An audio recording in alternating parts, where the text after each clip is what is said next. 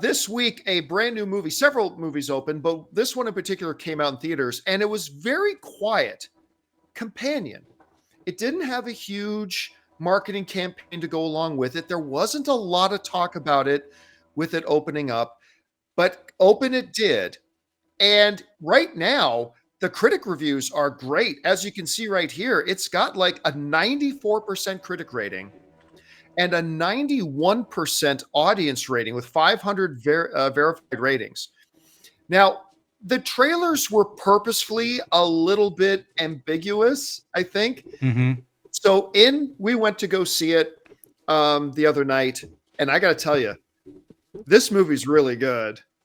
It's a very low budget, very small in scope. Like I think there's like in total maybe 7 people in the movie, maybe 8 people in the movie. It's a very small cast, limited location. One of those types of things that's just a really interesting take. Like it's not something we've never seen before, but it's a very interesting take on the whole AI versus humanity. When does AI advance so much that it kind of becomes human? When do we treat it as human? When do we not? When are experiences real versus when are those experiences artificial? It's a really clever movie. And I don't want to talk too much about it because I don't want to give a lot away, but the dialogue's crisp. They set up the scenario very well. The performances are great.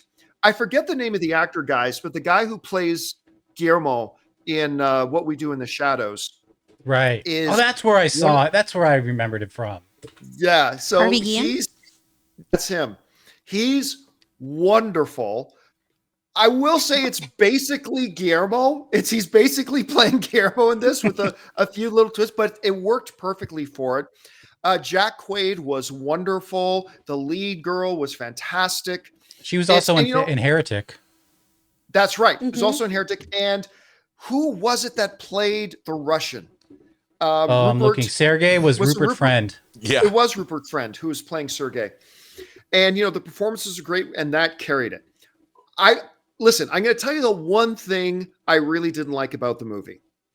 And this is going to be a little bit of a spoiler, but I'm literally spoiling something for you that happens in the first 60 seconds of the film. Okay, so I'm not giving away any of the reveals. This is something that happens in the first 60 seconds of the film. And this is something that happens in a number of movies, and I'm not sure I like this trend. It tells you right at the beginning what happens at the end.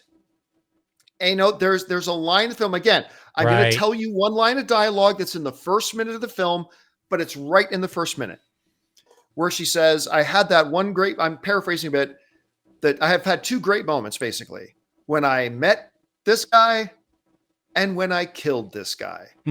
And I just remember sitting there, I kind of wish I didn't know that. Doesn't Sunset Boulevard do that? Yes. Yeah. Yes. Well, several movies, right, have used that trope, right? And sometimes it's actually effective. But in this one, I just kind of felt like when the movie ended, it's like, I kind of wish they didn't give us that line at the very beginning of the film. But hey, listen, they set itself up well that if they want to do more of these, they can. It's a really clever, low budget, sharply made, skillfully told story. And I really enjoyed it. Anyway, Rob, you had a chance to go see Companion. What did you think about it?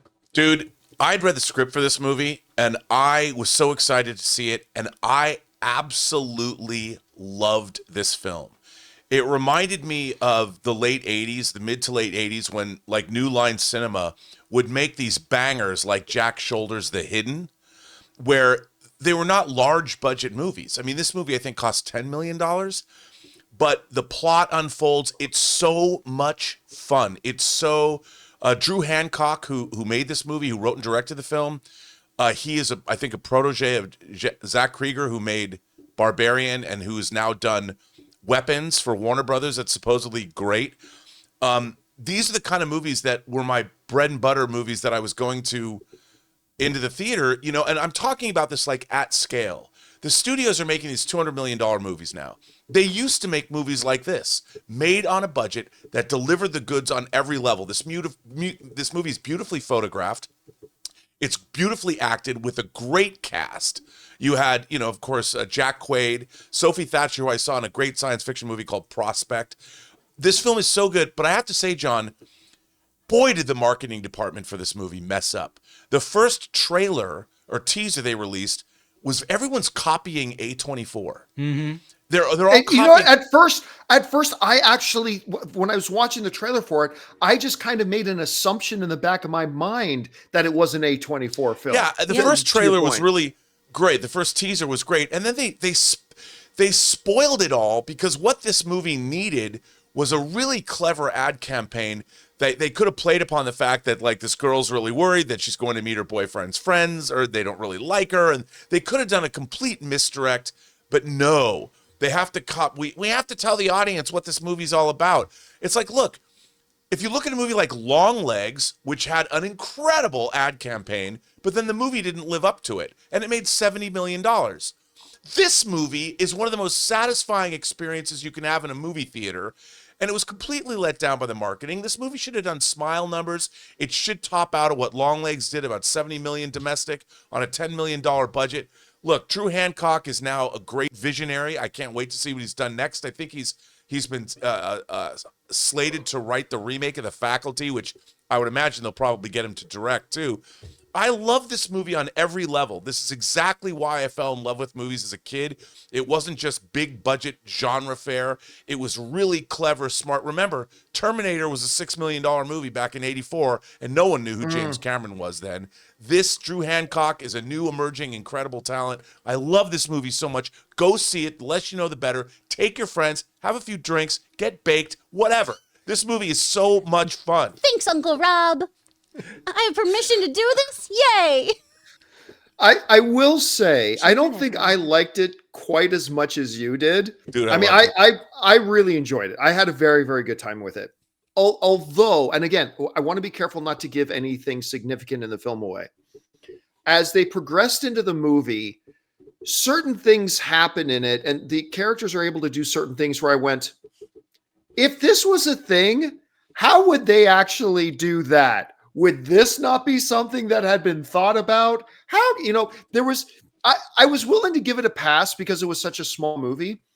But again, to me, there were a few moments where its own internal logic felt a little, okay, you're asking us as the audience to take a leap with you here. Oh, okay, a little bit of that. But again, still, by the end of it, I walked out with a big smile, having enjoyed myself a lot. Jonathan, you had a chance to go see this, right? Guys, we want to take a second to thank a sponsor of today's video, Hungryroot. Grocery shopping used to be one of the biggest struggles. Between your busy schedule and wanting to eat healthier, it just feels impossible to stay on top of everything. But all that changes when you discover Hungryroot, the easiest way to eat healthy without the hassles. Hungryroot is like having your own personal grocery shopper. They take care of the weekly shopping for you, recommending healthy, high-quality groceries tailored to your tastes, nutritional preferences, and even health goals. They've got it all: smoothies, snacks for the kids, ready-to-eat meals, and even supplements. For me, Hungryroot is absolutely a game changer, guys. My health goals have become so much easier to stick to. I love how they personalize my cart every week and even get smart about my preferences as I go.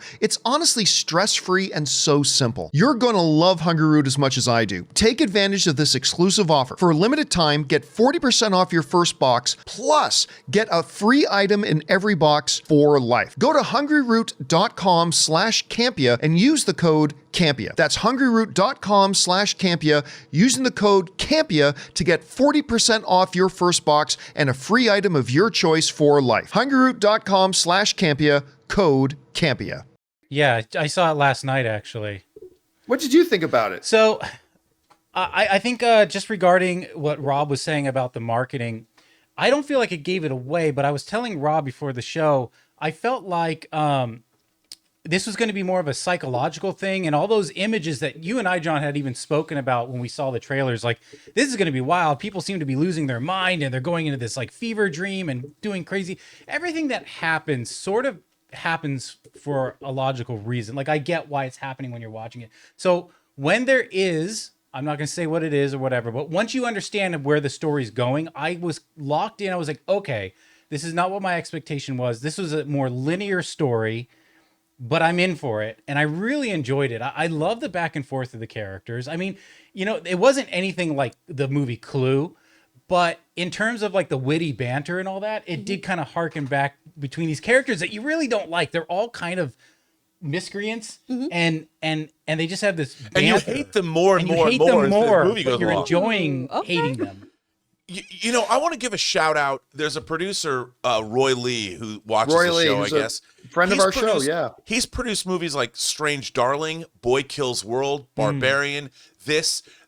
I don't know who he's got working for him, but he has the most impeccable taste on finding these low budget genre movies that are all bangers. And they're all like Boy Kills World was way better, so much fun, and no one went and saw it theatrically. I know. I don't get it, man. I don't understand. You've got this great quality stuff that this should all be doing long legs numbers, if not smile numbers. This should have made $200 million worldwide. I just don't get it. I'm wondering if these films being released now and in 2016, though, will start to see a little bit more of a groundswell with audiences than when they were released You mean in 2014. 2026? I hope. Yeah, in 26, then 2014 and 23 because of COVID, and then the strikes, and then the rolling out of films and delays of films. I'm hoping people get their footing, and hopefully these things don't just show up on streaming in like 2 weeks. No, because like Strange Darling and this demanded to be seen in a theater, and you still can't get a physical media version of Barbarian.